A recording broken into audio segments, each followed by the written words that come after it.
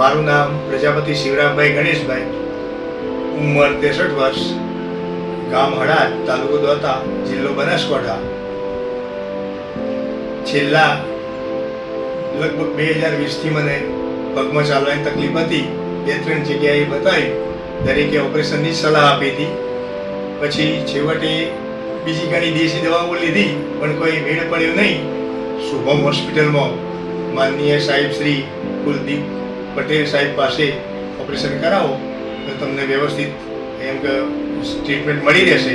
એટલે એ પ્રમાણે એમની સૂચના મુજબ અમે આવી ગયા અને અહીંયા દાખલ કરીને પહેલું ઓપરેશન કર્યું 6/2/2025 અને એના પછી બીજું ઓપરેશન, બીજા પગનું ઓપરેશન કર્યું 26/3/2025 અને હાલ બિલકુલ આરામ છે.